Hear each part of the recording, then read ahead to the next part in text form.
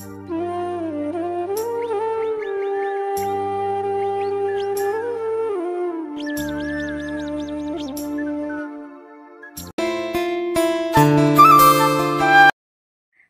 রাধে বন্ধুরা, good morning and welcome back to my channel. আমি সুস্মিতা। কেমন আছো সবাই? আশা করি ভালো আছো, সুস্থ আছো। আজকে আরেকটি সুন্দর ব্লগে, সুন্দর সকালে তোমাদেরকে অনেক অনেক স্বাগত আর ভালোবাসা। তো আজকের ব্লগটা দেখতে থাকো, আশা করি ভালো লাগবে। আর ভালো লাগলে কিন্তু অবশ্যই সুন্দর করে একটা লাইক করবে আর কমেন্ট করবে। তো দেখো, এখন বাজে 8টা বাজে। তো এখন এই যে বিছানাপত্রগুলো গুছিয়ে রাখবো। তো এখন 8টা বাজে, আমি ঘুম থেকে উঠলাম। আর আজকে হলো রবিবার। তো রবিবার জন্য তোমরা তো জানোই আমি রবিবার একটু ইচ্ছে করেই হ্যাঁসকারি করে উঠি। তো বরমশাই আজকে বাড়িতে নেই, মানে 8টার সময়ে চলে গেছে কাজে। তো জলপাইগুড়ি যাবে, মানে অনেক দূরে, জলপাইগুড়িতে গাড়ি নিয়ে গেছে। তো রান্নাবাড়ি আজকে আর হয়নি সকালবেলা। তো বরমশাই বলছে আমি খাবো না তো সকাল সকাল। আর ছেলেও গেল টিউশনে 8টার সময়। তো আমিও এই এখনই উঠলাম। তো উঠে ভাবলাম যেহেতু বরমশাইও নেই, ছেলেও নেই, তো সেই জন্য আজকে একটু দেরি করে রান্নাবাড়ি করব। আর যখন কাজে ধরবো তখন তো কাজ একদম কন্টিনিউ চলতেই থাকবে, কারণ কাজ তো আর থেমে থাকবে না। তো এই একটু আধ ঘন্টা 1 ঘন্টা একটু রিল্যাক্স। তো চলো সবাই ব্লগটা দেখো। আর কি বলো তো, সকাল সকাল উঠে প্রতিদিন কাজ করি, তো আজকে শুয়ে আছি না, ভালো লাগতেছে না। তো ওই একটা অভ্যাস হয়েছে। তো ঘুম তো অনেক আগেই ভেঙে গেছে, কিন্তু ওই ঠান্ডা লাগতেছে, একটু শুয়ে আছি। তো দেখো আমার বিছানাপত্র পরিষ্কার করা হয়ে গেল। তারপরে দেখো বরমশাই তাড়াতাড়ি করে একদম 8টার মধ্যেই কিন্তু বাজার থেকে মাছ এনে দিয়ে চলে গেল। তো এত সকালবেলা বাজার কিন্তু বসে না, কিন্তু আমার বরমশাই এত সকালে বাজার যায়, তো বাজার তখন শুধু মানে বসা শুরু হয়। তো প্রথমেই গিয়ে মনে হচ্ছে মাছটা নিয়েছে। তো দেখো বরমশাই কিন্তু বাড়িতে থাকবে না, তবু কত চিন্তা করে আমাদের জন্য। আমরা কি খাবো, আজকে রবিবার যেহেতু ছুটির দিন, সবাই ভালো মন্দ বাড়িতে রান্না করে ছুটির দিনে। তো আমরা কি খাবো সেই কথা চিন্তা করে দেখো সকাল সকাল মাছ এনে দিয়ে গেছে। তো এখন এই যে মাছটা আমি ধুয়ে নিচ্ছি। তো এখন হবে রান্না। আর কি বলো তো, ঘর ছাড়া চলে, কিন্তু বর ছাড়া আমার একটা দিনও চলে না। মানে ঘর ছাড়া আমি থাকতে পারবো, কিন্তু বর ছাড়া আমি থাকতে পারবো না। মানে এমন একটা অভ্যাস হয়ে গেছে, একটা দিন বরমশাই একটু দূরে কোথাও গেলে না, মনে হয় বাড়িটা ফাঁকা ফাঁকা, মানে হয় কতটা দায়িত্ব। আর একটু ভয় ভয়ও লাগে, যেহেতু আমার অভ্যাস নেই একা একা থাকার। তো দেখো মানুষ তো ইচ্ছে করে বাইরে যায় না বা দূরে যায় না, মানুষ কাজের সূত্রে বাইরে যায়, দূরে যায়। তো এমন এমন কিছু সময় আছে যেগুলো সময় বাড়ির বাইরে থাকতে হয়। আর সেই কয়েকটা দিন আমাকে একা থাকতে হয়, আর একাই কিন্তু সংসারের সব দায়িত্ব পালন করতে হয়। তো মাঝে মাঝে যেতেই হয়, কারণ অনেক অসুবিধা সুবিধা থাকে, সেগুলো কাজের ক্ষেত্রেও অনেক সময় যেতে হয়। তো মাঝে মাঝে বাইরে যায়, অনেক দূরে যায়, হয়তো বাড়িতে থাকেও না, আমি একাই থাকি। তো কি হয় বলতো, তখন আমি ঘুমোতে পারি না। মানে আমার মনে হয় এতটা দায়িত্ব আমার উপরে এসে পড়ে।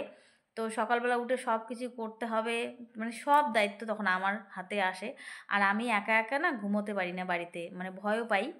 তো দেখো ছেলে গেছে টিউশনে, তারপর ছেলেকে নিয়ে আসলাম, এখন বাজে 10টা। তো 10টার সময় এসে তারপরে দেখো আজকে আগে খেয়ে নিচ্ছি। তো রান্নাবাড়ি হয়ে গেছে, দেখো আজকে রান্না করলাম বেগুন ভাজা, শাক ভাজা, আর মাছ দিয়ে কচুর ডাল। তো আজকেও করলাম কচুর ডাল। তো বন্ধুরা আজকে যেহেতু রবিবার, আর ছেলেকে নিয়ে আসার সময় দেখো হেনা নিয়ে আসলাম দোকান থেকে। তো শনিবার দিন দোকানপাট বন্ধ ছিল, সেই জন্য আনা হয়নি। আর আমার চুলে হেনা করতেই হবে, কারণ আর সময় নেই। তো আজকে হেনাটা নিয়ে এসে দেখো খাওয়ার আগে ভিজিয়ে রাখলাম, তারপরে খাওয়া দাওয়া করে এখন এই যে চুলে হেনা লাগাচ্ছি। তো অনেক দিন হয়ে গেল, আর আমি তো চুলে হেনাই করি, তো মাঝে মাঝে অন্য কিছু দেই, একটু ট্রাই করি। তো হেনাটাই আমার মনে হয় বেস্ট। তো এই যে হেনাটা লাগিয়ে নিচ্ছি, আর হেনা লাগিয়ে তো কিছুক্ষণ রাখতে হবে, সেই জন্য হেনাটা আগে লাগিয়ে নিলাম। তারপরে দেখো হেনা লাগিয়ে এখন এই যে সংসারের বাকি কাজগুলো করব। তো 8টা থেকে কাজ শুরু করে দিয়েছি। তো আমার কাজ কিন্তু বেশিক্ষণ লাগবে না, 2-3 ঘন্টার মধ্যে সংসারের সব কাজ কিন্তু একদম হয়ে যাবে। তো দেখো এখন গ্যাসটা পরিষ্কার করব। আর জানো তো মাছ রান্না করলে এত নোংরা হয় কি বলবো। আর দেখো আমাদের মতো সাধারণ ঘরের বউদের কিন্তু কোনোদিনও ছুটি নেই। রবিবার হোক, শনিবার হোক, ছুটির দিন হোক, যাই হোক না কেন সারা বছরই কিন্তু আমাদের মানে ছুটি নেই, সারা বছরেই আমাদের কাজ করতে হয়।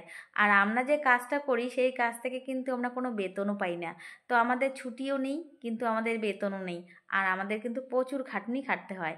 আর আমাদের কিন্তু সমাজের মধ্যে দামও খুব কম, কারণ আমাদেরকে কেউ পাত্তাও দেয় না, জানে যে এরা তো সাধারণ ঘরের বউ শুধু সাধারণ হাউসওয়াইফ, এরা তো শুধু ঘরবাড়ির কাজকর্ম করে, রান্নাবাড়ি করে আর সংসার সামলায়।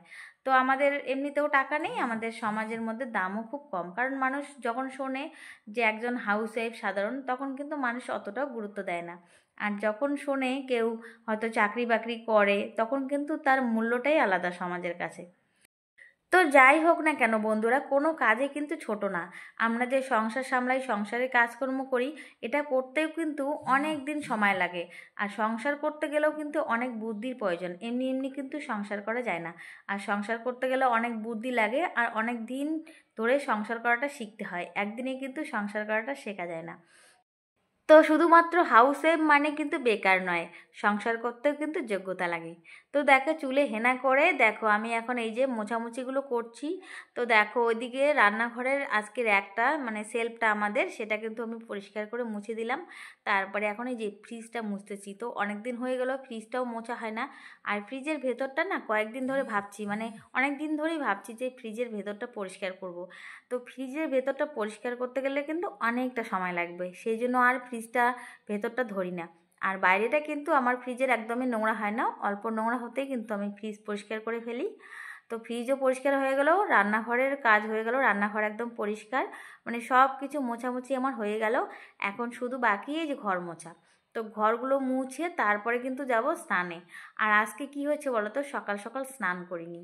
তো বড়মশাই আমার একটা ভালো কাজ করে, সেটা হলো সকালবেলা উঠে কিন্তু ঘরগুলো ঝাড় দিয়েছে, তারপর পুজোটাও দিয়েছে। আর বরমশাই কিন্তু বেশিরভাগ পুজো দেয়, আমিও দিই। যেহেতু আমি রান্নাঘরে থাকি সেই জন্য পুজোটা আমার সকালবেলা কম হয়। সকালবেলা আমি পুজো দিই, বৃহস্পতিবার তো আমার পুজো দিতেই হয়। তো অন্যান্য দিনগুলো বরমশাইও দেয়, আমিও দেই। তো আজকে যেহেতু সকাল সকাল উঠেছে, স্নান করেছে, তো সেই জন্য পুজো দিয়ে চলে গেছে। আর জানে আমি একা একা কাজ করব, আর আমরা কিন্তু এভাবেই কাজ করি, কারণ আমরা কোনো কাজকে ভাগ করে দেখি না, যে সংসারে এটা কাজ আমার, ওটা কাজ তোমার, এরকম করে ভাগ করি না। যখন যার হাতে আমাদের কাজ আছে আমরা কিন্তু সেভাবে সবটাই করি। তো আমার বরমশাই খুবই ভালো, কিন্তু একটা কাজ করতে পারে না, সেটা হলো রান্না করা। তো ওনার হলো রান্না করা মানে খুব খারাপ কাজ আর কি। খেতে ভালোবাসে কিন্তু রান্না করবে না, বলে যে আমার রান্না করতে একদম ভালো লাগে না। সব কিছু জোগাড় করে দেবে, তো রান্নাটা করে না। আর ভাত বেড়ে নিয়ে খায় না, এই কাজটা করে না। তো দেখো সব কিছু হয়ে গেল, আর এদিকে আসলাম বাগান বাড়িতে। তো দেখো আমরা বাড়ির বউরা শুধু রান্নাঘরেই থাকি, অনেকে ভাবে রান্না করি আর বাড়ির ভিতরে ঘরের কাজ করি, আর আমরা কোনো কাজই করি না। তো এটা কিন্তু একদম ঠিক কথা না, ভুল কথা। তো আমরা কিন্তু বাড়ির বাইরে ঘরে সব দিক সামলাতে পারি। তো দেখো এখানে বাগান বাড়িতে আসলাম, এখানে দেখো এই যে জঙ্গল হয়েছে। তো ভাবলাম একটু জঙ্গলগুলো একটু পরিষ্কার করে দিই। তো এখানে দেখো অনেক অগোছালো গাছ হয়েছে, মানে এত এত গাছ হয়েছে। তো এগুলো তুলে না দিলে আবার জঙ্গল হয়ে যাবে। আর এখন তো বর্ষার দিন না, তো এই জন্য আমার একটু ভয়টা কম লাগে। আর বর্ষার দিনে না যোগ হয়, তো সেই জন্য আমি বাগান বাড়িতে আসি না। আর বাগান বাড়িতে তো আমাদের অনেক ফুল আছে, কারণ ফুল গাছগুলো সেখানেই। তো সেই জন্য ঘাসগুলো তুলে দিলাম। তারপরে দেখো এখন এই যে এই লাস্ট কাজ, তো এই কাজটা করতেই হবে। তো এই যে বারান্দাটা ধুয়ে দিচ্ছি, এখন ধুয়ে দিয়ে তারপর যাব স্নানে।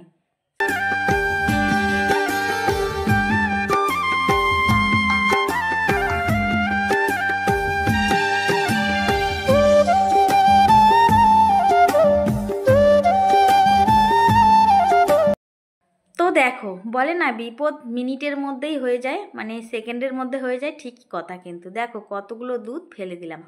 তো এই যে মগটাতে আমি দুধ গরম করতেছি। তো স্নান করে এসে আমি ভাবলাম যে দুধ আছে, দুধটা গরম করে ছেলেকে খেতে দিই। তো দেখো মগটা এত গরম হয়েছে, তো একটু ধরার ক্যাপাসিটিতেই একদম সব দুধগুলো কিন্তু পড়ে গেল, আর আমার গায়েও পড়েছে।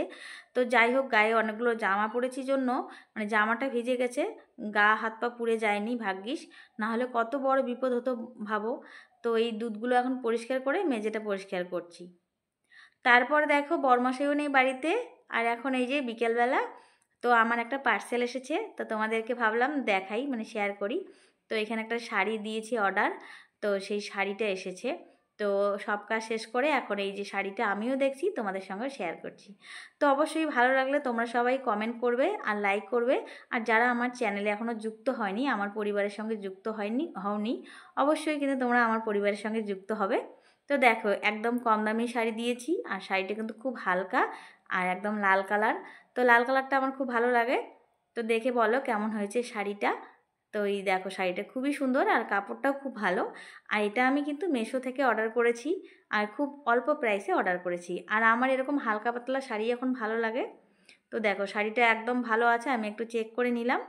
তো আজকের ব্লগটা এখানেই শেষ করছি বন্ধুরা, সবাই ভালো থেকো, সুস্থ থেকো, টাটা।